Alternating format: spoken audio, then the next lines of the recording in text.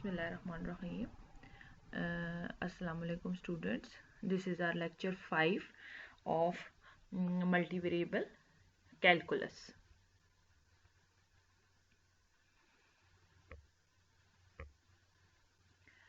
Now in our previous lecture we have discussed about parametric form of a straight line in which we have studied how to construct a parametric form of straight line by using a point of a line and parallel vector. How to find the point of intersection of a line with plane, any curve or any other line.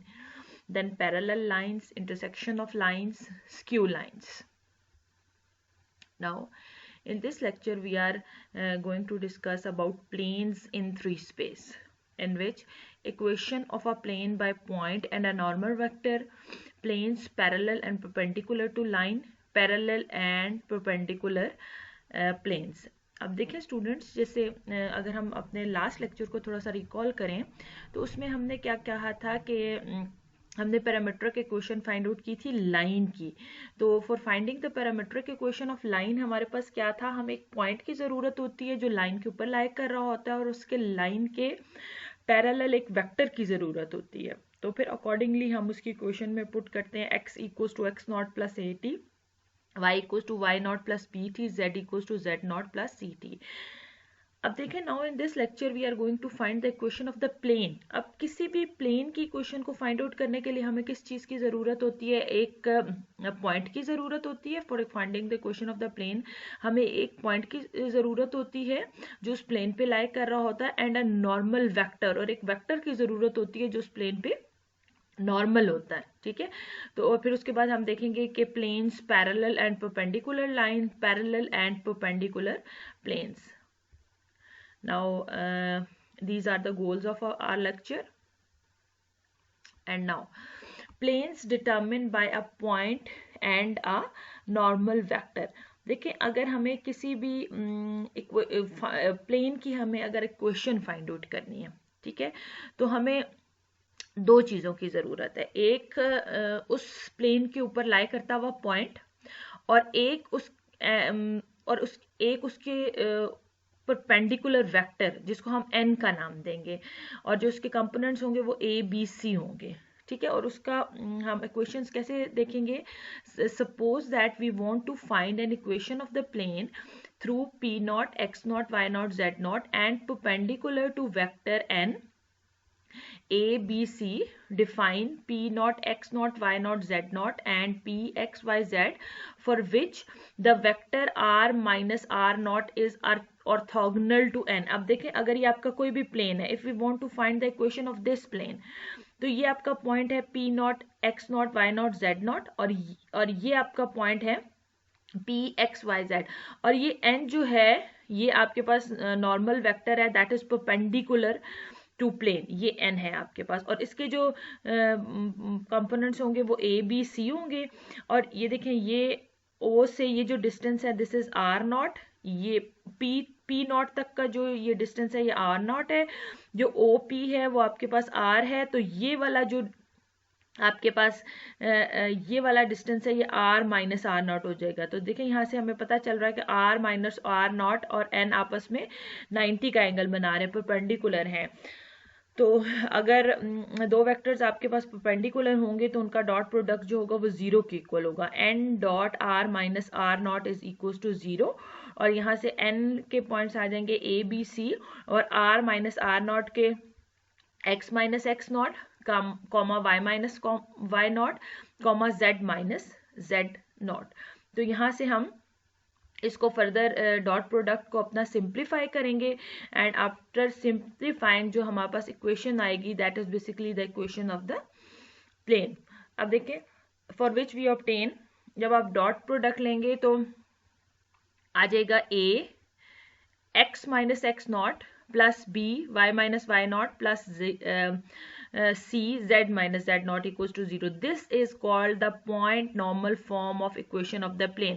अभी आप लोगों ने याद रखनी है, point normal form of equation plane is this a x minus x naught plus b y minus y naught plus c z minus z naught. This is basically the equation of the plane. और कौन सी form है? This is point normal form. ठीक है, अब आप लोगों ने for writing the equation of the plane, अगर आपको किसी भी प्लेन की इक्वेशन लिखनी है तो उसके लिए आपको दो चीजों की जरूरत है. ठीक है, एक उस प्लेन के ऊपर लाई करता हुआ पॉइंट, उसको हम कह देते हैं x naught, y naught, z not, और एक उस प्लेन के ऊपर परपेंडिकुलर वेक्टर. ठीक है, और उसको हम कहेंगे a, b एंड c. ठीक, या हम उसको कह सकते हैं कि उस प्लेन का नॉर्मल वेक्टर.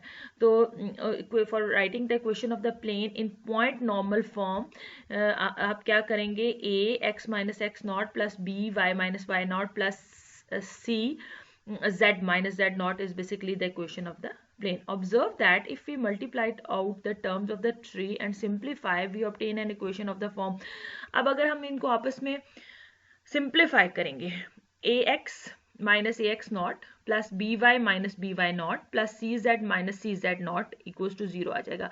तो ये आपके पास सिंप्लीफाइड फॉर्म में इक्वेशन क्या बन जाएगी? A X plus B Y plus C Z plus D. बाकी ये जो टर्म्स है ना, A X naught, B Y naught, C Z naught, ये सारी टर्म्स डी के अंदर आ रही है हमारे पास. तो ये इक्वेशन इस फॉर्म की बेसिकली बन जाएगी.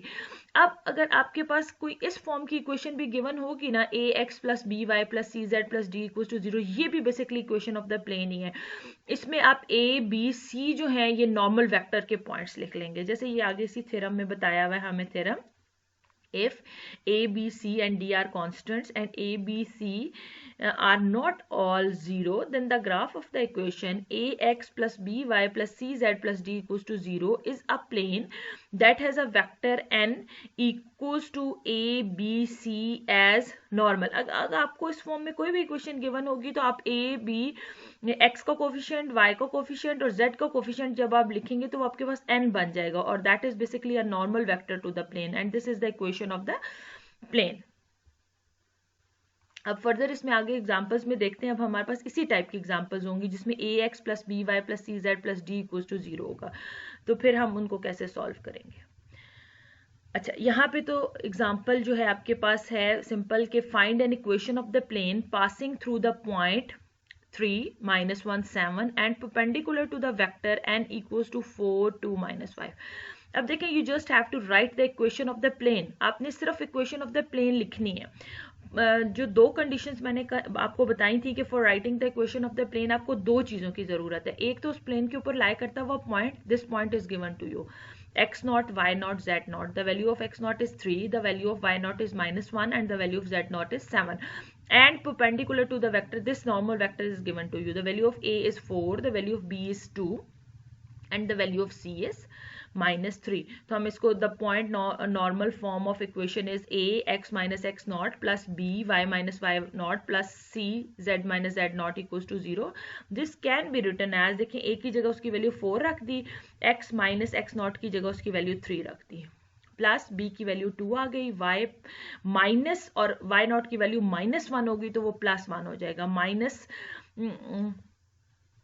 the value of c is -5 और फिर z minus z naught, the value of z naught is 7 equals to 0. After simplifying we will be getting this form, 4x plus 2y minus 5z plus 25 equals to 0. देखिए अगर आप इस equation को देखें तो ये उसी फॉर्म की है, ax plus by plus C z equals to d plus D equals to 0. अब देखें अगर इसके आप x का कोफिशिएंट देखें तो वो n का पहला ये है कंपोनेंट है, y का अगर कोफिशिएंट देखें तो ये n का दूसरा कंपोनेंट है, और अगर z का कोफिशिएंट देखें तो ये आपके पास n का तीसरा कंपोनेंट है. तो इस तरह अगर इस फॉर्म में इक्वेशन होगी तो आपके पास यहाँ से x के साथ जो वैल्यू होगी उसको आप a कह देंगे, y के साथ जो वैल्यू होगी उसको b कह देंगे, जो z के साथ वैल्यू होगी उसको हम c बोल देंगे.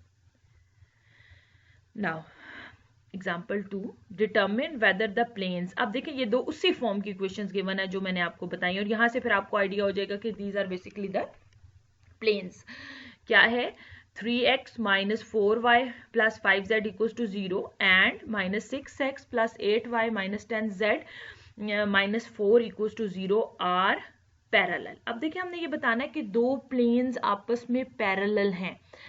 प्लेन्स को पैरेलल बताने के लिए हम क्या कहते हैं कि अगर हम उन दोनों प्लेन्स के नॉर्मल वेक्टर्स देख लें और वो दोनों नॉर्मल वेक्टर्स जो हैं वो एक दूसरे का स्केलर मल्टीपल हों, तो देन आपके पास जो ओरिजिनल में प्लेन्स हैं वो पैरेलल होंगे। देखिए अगर इसका सोल्यूशन पहले देखते हैं। Geometrically that two planes are parallel if and only if their normals are parallel vector. Geometrically दो प्लेन्स आपके कब पैरेलल होंगे? If and only if their normals are parallel vector, अगर उनके जो आपके पास नॉर्मल वेक्टर्स हैं वो आपस में पैरेलल हो जाएं। और आपको पता है कि वेक्टर्स आपस में पैरेलल कब होते हैं? जब वो एक दूसरे का स्केलर मल्टीपल हो। अब देखिए आप वेक्टर्स दोनों के निकाल सकते हैं। मैंने आपको बताया था कि x के साथ जो वैल्यू होगी वो a होगा, जो y के साथ वैल्यू होगी वो b होगी, और फॉर z के साथ जो वैल्यू होगी वो c होगी। Now a normal to the first plane is n1, मैं लिख लेती हूँ 3 -4 और 5, ये यहाँ से हमने a b c लिख लिया।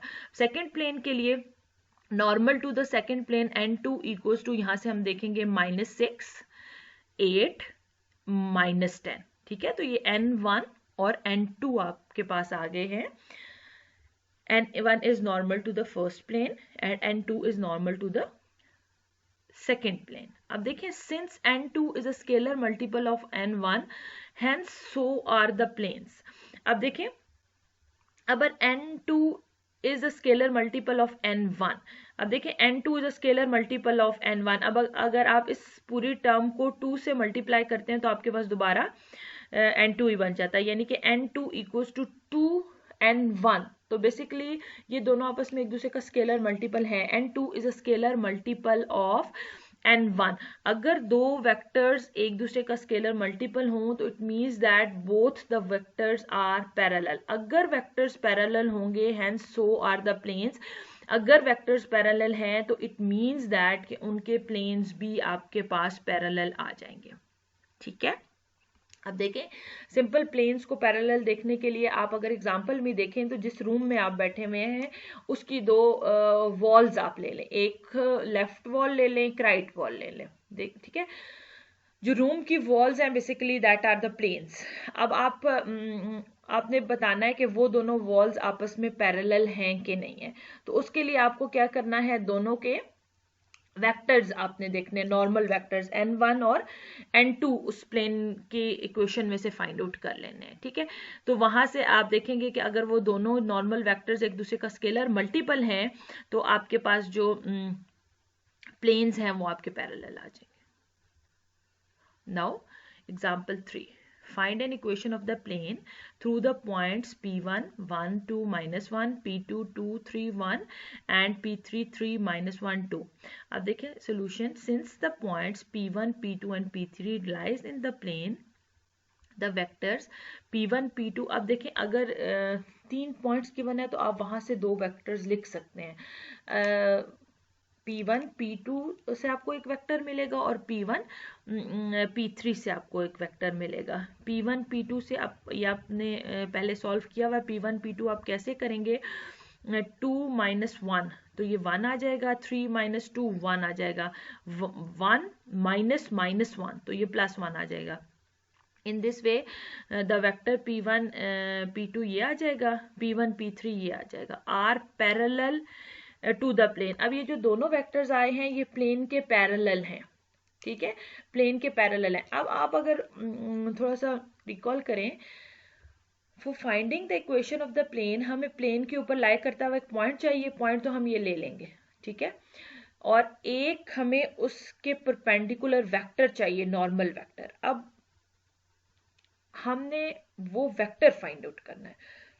अब देखिए ये दो वेक्टर्स तो आप लोगों ने लिखे हैं, P1 P2 P1 3 P1 P3, ये तो दोनों वेक्टर्स है ना, are parallel to the plane. अब मैंने आपको बताया था कि अगर आपके पास u और v, लेट सपोज आपके पास u और v दो वेक्टर हैं और आपने उस पर परपेंडिकुलर एक वेक्टर निकालना है तो आप u क्रॉस v निकालेंगे।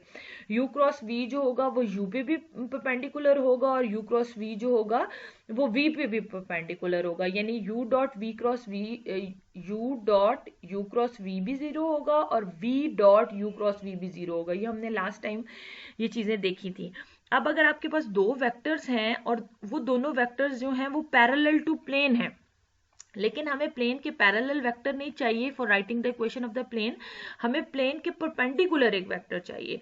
तो अब अगर आपके पास दो वेक्टर्स गिवन है, एक u1 है और एक u2 है, और या एक u है और दूसरा v है, तो आपने उन दोनों वेक्टर्स की अगर परपेंडिकुलर या ऑर्थोगोनल कोई वेक्टर लिखना है तो वो क्या होगा, उन दोनों वेक्टर्स का क्रॉस प्रोडक्ट। तो हम क्रॉस प्रोडक्ट इन दोनों का ले लेते हैं, i j k, इसके पॉइंट्स 1 1 और 2 आ जाएंगे, इसके पॉइंट्स 2 -3 और 3 आ जाएंगे। आफ्टर सिंप्लीफाइंग दिस हमारे पास जो वेक्टर आ जाएगा वो 9 आए प्लस j -5 के आ जाएगा, is normal to the plane using this, ये जो नॉर्मल है, and the point p1 1 2 -1 in point normal form of equation of the plane। तो ये हमारे पास आ जाएगी इक्वेशन ऑफ द प्लेन, क्या थी, a x - x naught plus b y - y naught plus c z - z naught। Now the value of a is 9, यहाँ से हम देखेंगे ये जो हमें पास नॉर्मल वेक्टर की 9, x - x naught, the value of x naught is 1, ये हमने पॉइंट लिया है, plus the value of b, यहाँ से हम देखेंगे 1 है, y - y naught 2 आ गया, the value of c is -5, ये -5 आ गया, z minus the value of z naught is -1, तो ये +1 हो जाएगा इक्वल टू 0। इसको सिंप्लीफाई करेंगे, 9x plus y minus 5z minus 16 equal to 0 is the equation of the plane passing through these 3 points. ठीक है, तो for finding the equation of the plane हमें प्लेन के ऊपर लाई करता हुआ एक पॉइंट चाहिए और उस प्लेन के परपेंडिकुलर एक वेक्टर चाहिए। ठीक है, तो ये दोनों पॉइंट्स, ये तीनों पॉइंट्स यूज करते हुए हम दो वेक्टर्स लिख लेंगे, लेकिन वो दोनों वेक्टर्स जो होंगे वो प्लेन के पैरेलल होंगे। ठीक है, तो अगर आपके पास दो वेक्टर्स हों जो प्लेन के पैरेलल हों और उसके परपेंडिकुलर आपने कोई वेक्टर निकालना हो या ऑर्थोगोनल, तो हम उसका क्रॉस प्रोडक्ट लेते हैं। अब ये वाला जो वेक्टर आया है that is normal to the plane, अब ये वेक्टर और पहला वाला पॉइंट यूज करते हुए we can find the equation of the plane. Fine, okay, next, determine whether the line x equals to 3 plus 8t, y equals to 4 plus 5t, z equals to -3 minus t is parallel to the plane x minus 3y plus 5z equals to 12। अब देखें, अब यहाँ पे दो चीजें आ गई, एक आपके पास लाइन आ गई है और एक आपके पास प्लेन आ गया। अब आपने ये बताना है कि whether the line is parallel to plane और नॉट।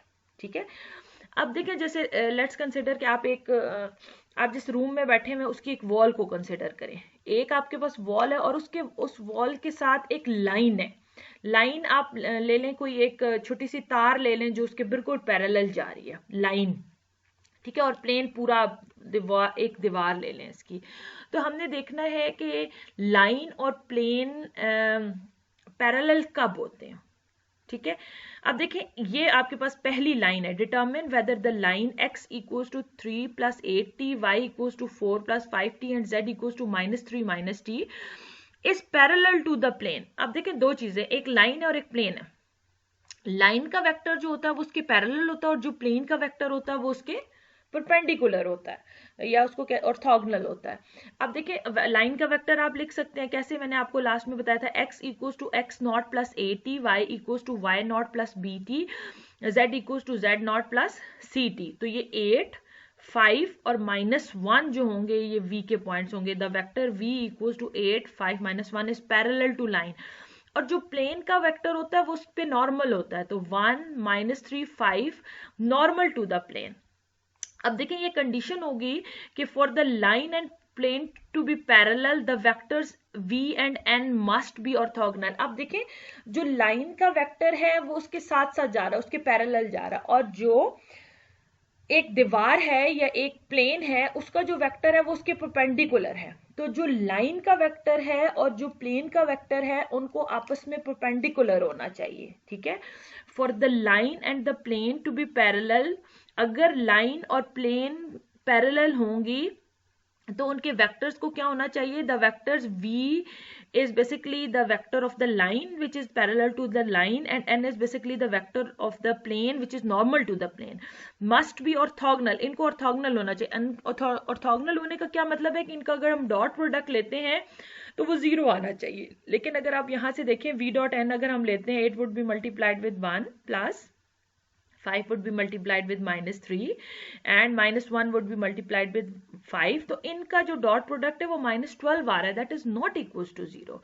तो इसका मतलब है कि v और n जो है वो ऑर्थोगोनल नहीं है. अगर ये ऑर्थोगोनल नहीं है तो इसका मतलब है कि thus the line and the plane are not parallel. अगर यहाँ पे ये 0 आ जाता तो इसका मतलब होता कि the line and the plane are parallel. ठीक है, अगर अब ये पैरेलल नहीं है, ये वाली लाइन और ये वाला प्लेन, अगर ये पैरेलल नहीं है तो इसका मतलब है कि ये किसी पॉइंट पे इंटरसेक्ट करेंगे. अगर आप यहाँ पे 0 आ जाता तो हम कह देते कि the lines and planes are parallel और उसके बाद हम इसकी कोई कंडीशन फाइंड आउट ना कर सकते. अब ये क्योंकि ये पैरेलल नहीं है तो फर्दर हम अगली एग्जांपल में देखेंगे, यही लाइन और यही प्लेन लेके अगली एग्जांपल में हम देखेंगे. देखें example, find the intersection of the line and the plane. अब देखिए ये वही वाली लाइन है और ये वही वाला प्लेन है. अब हमने कंडीशन चेक कर ली है कि ये पैरेलल नहीं है. ये पैरेलल नहीं है तो हमें इसका पॉइंट ऑफ इंटरसेक्शन निकालना है. पॉइंट ऑफ इंटरसेक्शन निकालने के लिए हम क्या करेंगे, एंड इफ वी लेट, हम उसका एक पॉइंट ऑफ इंटरसेक्शन लेट कर लेते हैं. x0 y0 z0 be the point of intersection that the coordinate of this point satisfy both equations of the plane and parametric equations of the line. thus x0 minus 3y0 plus 5z0 equals to 12. अब देखिए अगर तो वो हम लेते हैं कि let x0 y0 z0 be the point of intersection, तो वो प्लेन की इक्वेशन को भी सेटिस्फाई करेगा और लाइन की इक्वेशन को भी सेटिस्फाई करेगा. एंड फॉर सम t से t equals to t0, x0 equals to 3 plus 8 t0, y equals to 4 plus 5 t0, z equals to -3 minus t0. ठीक हो गया. अब यहाँ से x0 y0 और z0 की वैल्यूज इक्वेशन 8 से इक्वेशन 7 में डाल दें.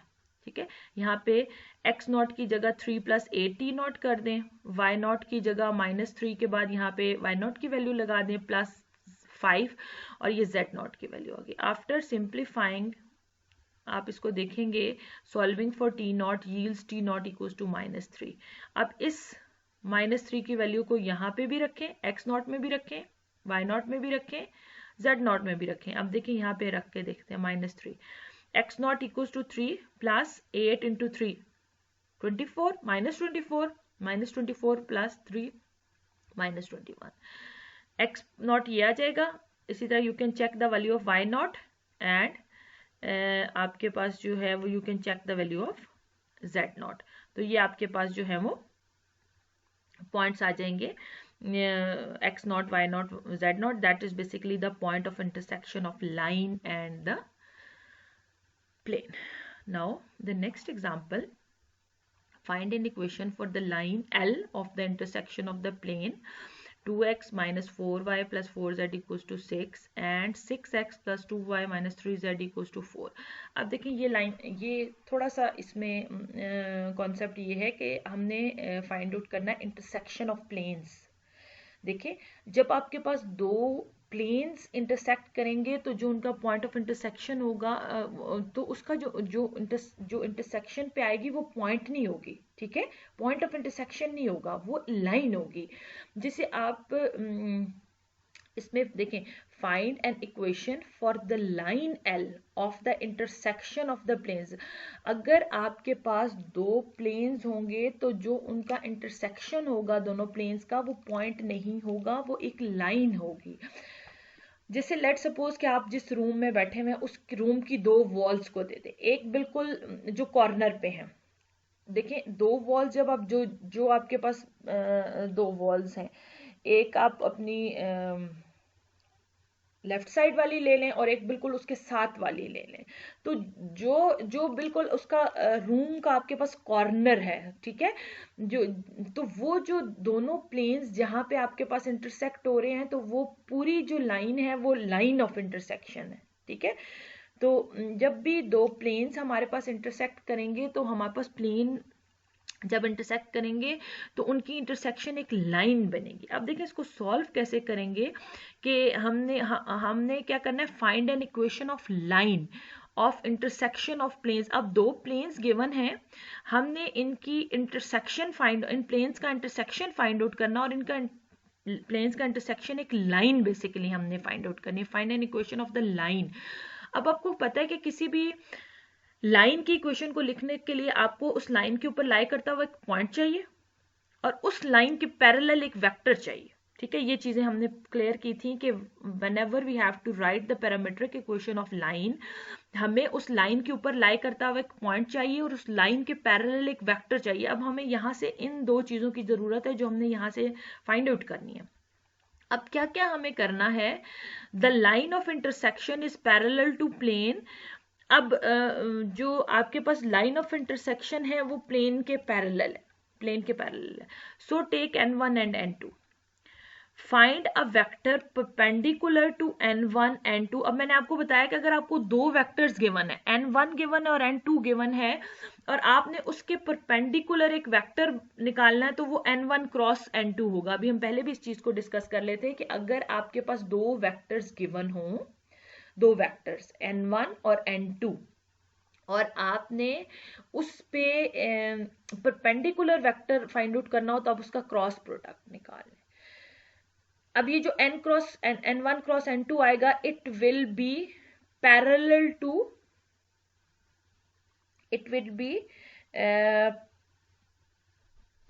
To both the planes.